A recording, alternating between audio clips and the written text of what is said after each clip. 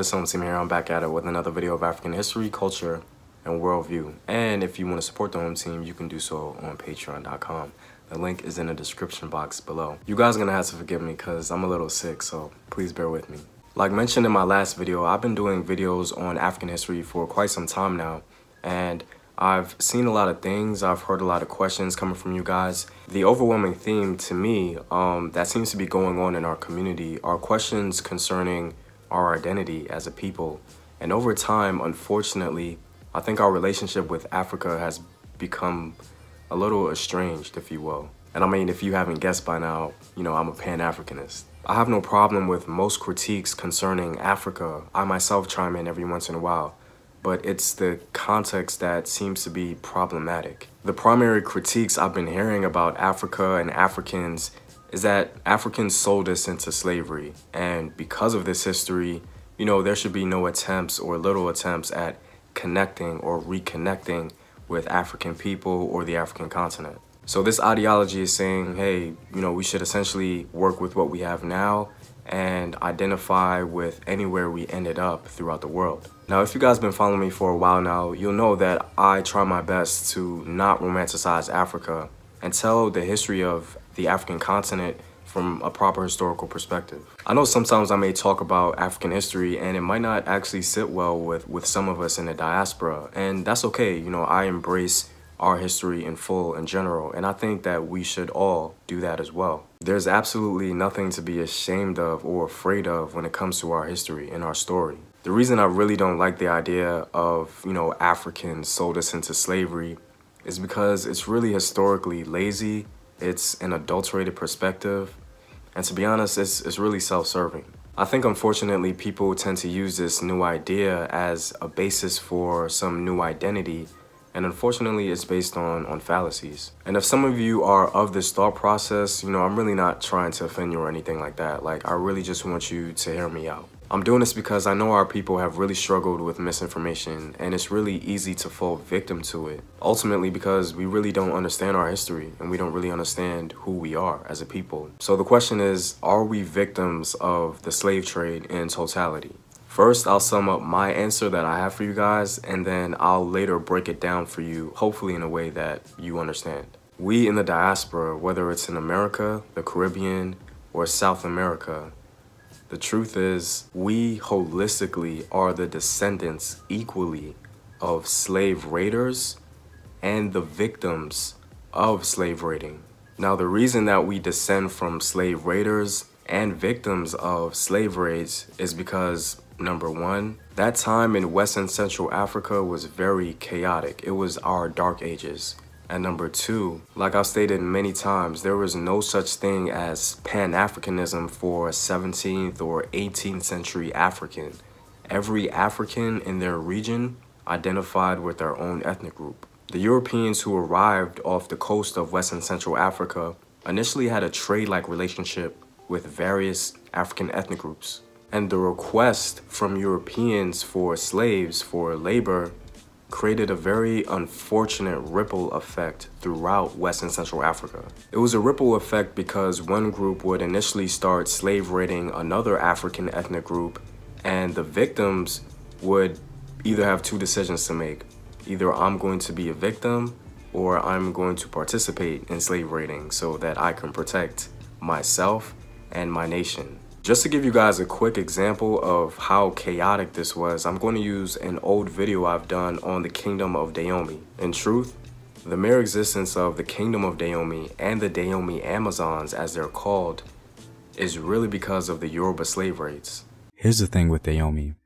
I wouldn't say they were drastically different from any other African group around. In fact, they literally did the same exact thing other Africans were doing in other regions. But what makes Naomi unique is that they simply took it to the next level. Their participation in the slave trade and interaction with being enslaved themselves nearly in totality defined the direction of their civilization. Naomi was a nation formed from the oppression of the Yoruba peoples, and because of this oppression and enslavement, they said never again.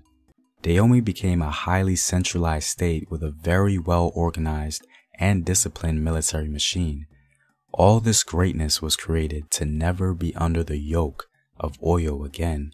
In other words, Naomi was founded with a clear purpose: to become so powerful that they would never be enslaved again. Naomi was a state fashioned in crisis and warfare, and so every able-bodied soul was recruited to participate in the affairs of the state, no matter the gender. To be honest, despite my weird relationship with Naomi, I can't resist my fascination with the Mino. Not only were these women recruited for warfare, but some of them even joined the army simply to protect their children from the Yoruba slave trading cavalry of Oyo. This only further proves my point that Naomi was the extreme resistance and response to oppression in that region. Because without establishing this, the Dayomans would simply become victims of a neighboring kingdom's slave raids. Now, the case of Naomi was not all across the board throughout Africa, but it gives us a really good example of how chaotic this time was in African history and how it really disrupted African life. I think the key here is this. At one moment in time, your ancestor could have been a prominent slave raider, and then the next, be enslaved himself. And this was not uncommon or rare. This actually happened quite a lot. One example we have is of a Fulani slave trader named Ayuba Diallo, who was going to trade one of his Mande or Mandinka slaves, and ironically got captured by the Mandinka himself.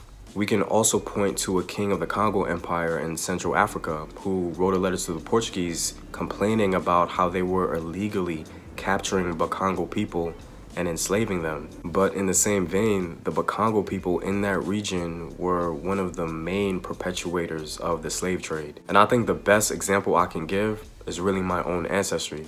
A while back, I took a DNA test for my maternal and paternal ancestry.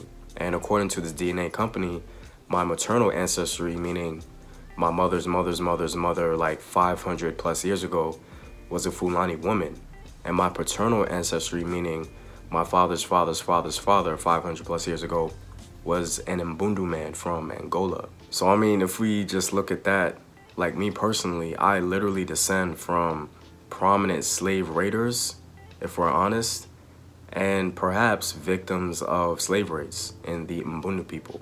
And I think if we're honest, and again, I don't mean to offend anybody from any particular ethnic group, like at all, but the Fulani were one of the biggest slave raiders in West Africa. Like, I think we have to be honest about that. And not to say that the Mbundu people were in totality victims of the slave trade. I'm sure they participated as well, but they certainly weren't as prominent as the Bakongo people in that region. So again, for me, I'm literally descended from both aspects, slave raiders and victims or people who did not participate as much as the Fulani. And I can guarantee you guys, like, I'm sure I'm not the only one with this duplicity, if you will. Like, most people throughout the diaspora have at least one ancestor who participated heavily in the slave trade, and then one day they just got the business. It only takes one day, just one, to be victim. But for me, honestly, this only advances Pan-Africanism for me because we can clearly see where we went wrong. It was a lack of unity. So like I said, guys, anybody who's like using this argument to drive a movement or a certain idea, I mean, to be blunt, they don't really know what they're talking about. Like, we descend from multiple African ethnic groups from West and Central Africa, and there's no way you can tell me that none of them were participating in slave raids, or at least perpetuating it in some form. All in all, guys, we are the product of survivors. Like, we survived this chaotic history, and we're here today. I believe that's a tremendous testament to our strength and our excellence. We exemplify the greatness of West and Central Africa.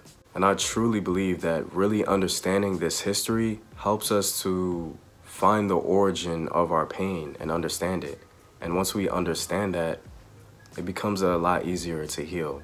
Anyway, I'm all out, guys. If you like these videos and want to help out in its continued production, please consider supporting the home team on patreon.com. The link is in the description box below. Know thyself. Remember your ancestors. Peace.